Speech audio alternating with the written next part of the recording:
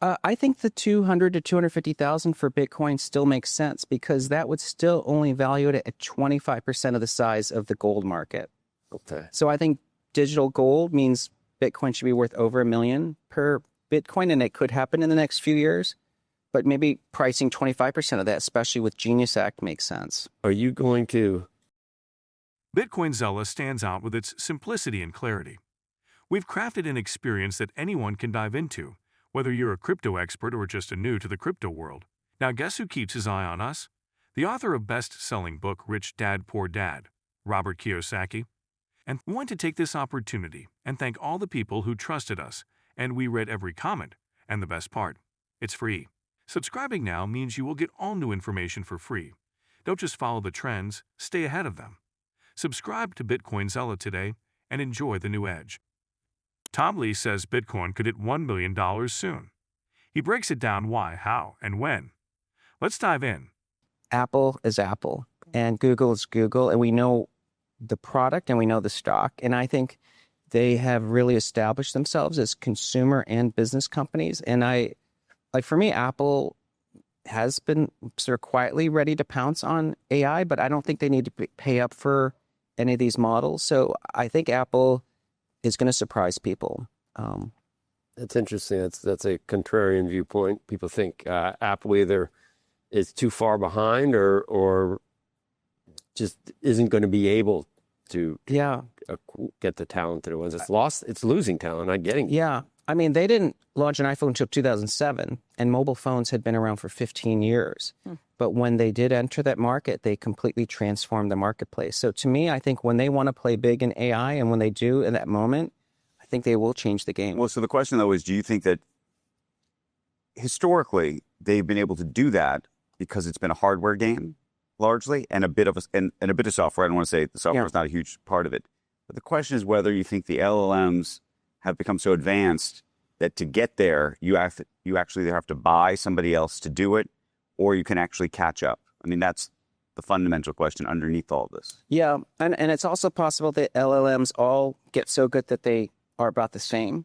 Right. And then Apple gets commoditized. And correct. And so then Apple comes in and says, look, we have our safety. Look, we're known for our safety rails, protecting your privacy, optimizing what you want to do, make your life better. And they might come out with a version that really, makes heads spin. So I think that I'm not ruling out Apple just because they're a little late. Ethereum's dream of hitting $5,000 might be on pause for now.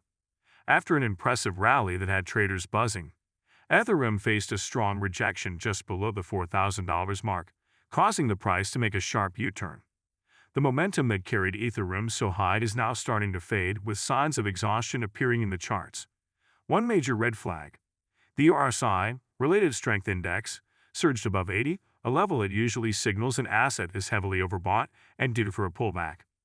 Adding to the concern, trading volume, once steadily rising, has started to drop. That's typically a sign that the bullish firepower is running low and speculative buyers are stepping back. Without a strong base or consolidation during its recent surge, Ethereum now risks a more serious correction. If selling pressure continues, Ethereum could drop toward $3,000, a key psychological and technical level. This zone may become a battleground, where bulls look to buy the dip and bears push to take control. Whether Ethereum bounces from this area or slips lower will shape its next big move. While the $5,000 target isn't off the table forever, for now, it's been delayed. All eyes are on $3,000 to see what happens next. I don't know. Start making comments and recommendations about stable coins. Yes. I mean, in a sense, stable coins are the ChatGPT moment for crypto because businesses like it and consumers are adopting it. And now we see JP Morgan and Citi and getting into the stablecoin market and the Genius Act. How would you say that? Well, Circle is one way because it is, a standout company. They've done really well. But Ethereum is really the way to play stablecoins because the majority of stablecoins are created on Ethereum. It's over 30% of its network fees. And if Scott Besant's right in it, he says now it's close to a $4 trillion market. That's exponential growth for Ethereum. Ether has taken off recently. It was down at 1,700 or something like a month ago or 2 months Yes. ago. Now it's back almost, 36 or something? That's right. And I know Mark Newton, our head of technicals, thinks it's 5,000's doable near term, but if you value it similar to Circle, it's more between 10 and 20,000. You give a rat's patootie about August 1st? Does anything change with that for you? Well, New month. yes. Is that that's your answer? Well, it's a new month. Yeah. I mean, I think that on a half full, the tariffs are really good for the budget. So, and companies are managing through these now, and they're pretty significant now. And it's not inflation. They're not talking about it as inflation. So that's the half full. But you're right. Maybe August 1st gets pushed again, and that would also be positive. When April happened and we had Tariff Armageddon and the market went into a free fall, investors liquidated because they thought we were entering a recession. But, and as you guys had covered, like the market then staged a V-shaped recovery, which caught many people off guard because they wanted to have a chance to get in. They wanted the stock market to be like a K-shaped or flat line. Instead, it was a V-shaped bounce. And so most investors are underexposed at the moment, and they're trying to look at headlines with a half-empty view. But as you guys know, earnings have actually been really resilient, and I think it tells a very good story. Yeah, Dow's hasn't been hitting. It hit a new high, but it hasn't in the recent session. But S&P and Nasdaq continue to do pretty well. So there is also a perception, Tom, that valuations have returned to levels that have people worried, and you are citing an equity-weighted S&P multiple. Explain that. Of what? What's the equity-weighted multiple right now? Yeah, what we're saying is instead of someone saying, oh, the MAG is making the market expensive, let's just take the average PE of the S&P of every stock, and it was around 17.6 times in 2019. Now we've had 6 what I call extinction-like events, COVID, the bullwhip supply chain effect, inflation surge, Fed fastest hikes, Trump tariffs, and then, of course, U.S. bombing Iran. Some of them, yeah, okay. Yeah, all of them should have wiped out earnings, but the S&P earnings have grown, and yet the equal weight PE is now 16 times. So the market's gotten cheaper in the last 6 years, despite proving they can grow earnings through 6 extinction-level events. Elon Musk's A system, Grok 4, has just released an eye-catching forecast for Bitcoin's price from now until 2035, and it's nothing short of bold. Shared by crypto enthusiast PicDoc581 on X, the predictions show a sharp, consistent rise in Bitcoin's value year after year.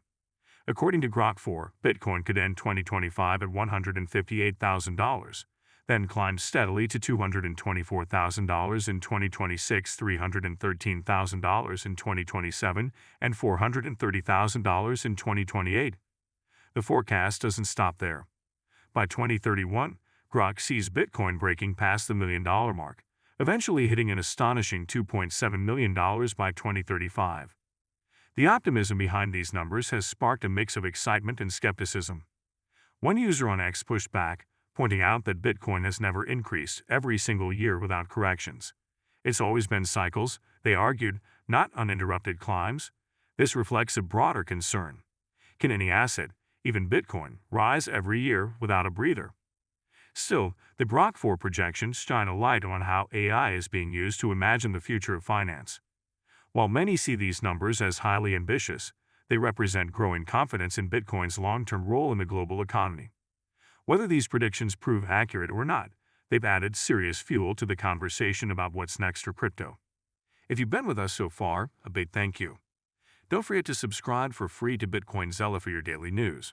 The link is waiting below.